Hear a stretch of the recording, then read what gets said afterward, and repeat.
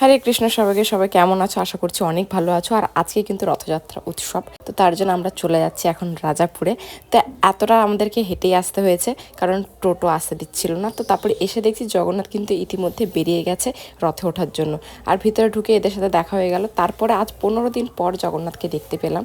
তো দেখে এত সুন্দর লাগছিল, কি বলবো। তারপর বাইরে বেরিয়ে এসে দেখছি সুভদ্রা মহারানীকে এখন রথে নিয়ে যাওয়া হচ্ছে। আর আমরা এখানে জগন্নাথের প্রসাদ পেয়ে গেছিলাম। তো আমরা প্রসাদ পেয়ে আবার একটু এখানে আসতে দেখছি গরিলাগুলো সবাইকে ভয় দেখাচ্ছে। আর আজকে আমাদের সবাইকে কেমন লাগছে অবশ্যই কিন্তু কমেন্টে জানিও। এখানে তোমরা দেখতেই পাচ্ছ জগন্নাথ এক্ষুনি যাবে, তার জন্য কত সুন্দর পাণ্ডু বিজয় হচ্ছে।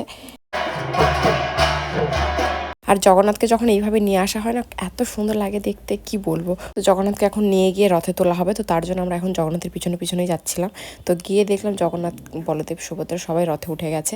আর জগন্নাথদেবকে এখন রেডি করানো হচ্ছে। আমরা এখানে দাঁড়িয়ে দাঁড়িয়ে দেখছিলাম সেটা। তারপর সবাই মিলে বললো যে সামনে একটু এগিয়ে চলো, রথ তো এদিকে সামনে এগিয়ে আসবে। তো তার জন্য আমরা একটু সামনে এগিয়ে আসলাম। আর কিছুক্ষণ ওয়েট করার পরে কিন্তু এখানে কৃষ্ণ বলরামের রথ ছেড়ে দিয়েছিল। এখানে এখন অনেক হাওয়া দিচ্ছিল, এই জন্য সবাই আমাকে বলছিল যে বৃষ্টিতে ভিজতে হবে তোমাকে। তো ইতিমধ্যে কিন্তু সব রথ ধীরে ধীরে ছেড়ে দিয়েছে। তো তার জন্য আমরা একটু সামনের দিকে এগিয়ে যাচ্ছিলাম। আর এত পরিমাণে ভিড় ছিল এখানে, যাওয়া ধারণারও বাইরে। আর জগন্নাথ প্রভুর কীর্তনে আমরা একটু নাচ করছিলাম, তারপরে হেঁটে হেঁটে সামনের দিকে এগিয়ে যাচ্ছিলাম। এখানে তোমরা দেখতেই পাচ্ছ কত কত ভক্তের ভিড়, আর সবাই কত আনন্দের সাথে নৃত্য করতে করতে যাচ্ছিল। আর এখানে আমরা একটা বন্ধু সব বোনেদের জন্য নিয়ে এসেছে ফুটি। তো আমরা একটু সবাই মিলে খেয়ে নিলাম ফুটি। খাওয়ার পরে আবার এনার্জির সাথে হাঁটতে শুরু করে দিলাম।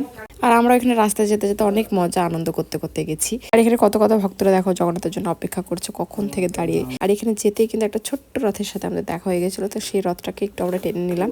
আর এখানে কীর্তন এত সুন্দর হচ্ছিল যে আর নিজেকে আটকাতে না পেরে এখানে কীর্তনের নিচে নিলাম একটু আমরা নিচে, আবারও হাঁটতে শুরু করে দিলাম। আর হাঁটতে হাঁটতে আমরা কিন্তু এখন কালভাটের দিকে চলে এসেছি। আমরা এখানে একটু ওয়েট করছিলাম সুভদ্রা দেবীর রথ টানার জন্য। আর এখানে টানতে গিয়ে দেখো আমার পায়ের অবস্থা, পুরো পা আমার চেপে দিয়েছে। তো যাই হোক, আবার আমরা এখন অপেক্ষা করছিলাম জগন্নাথের রথের জন্য।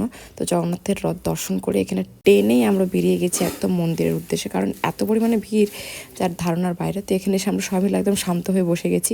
তারপরে মন্দিরের ভিতরে আসার পর কিন্তু এখানে বলদেব, সুভদ্রা মহারানী, জগন্নাথ দেবকে এনে কিন্তু গুন্ডিচা মন্দিরে এখন রাখা হবে।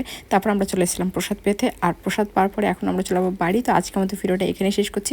আবার দেখা হবে একটা নতুন ব্লগের সাথে। সবাইকে টাটা, বাই বাই, হরে কৃষ্ণা।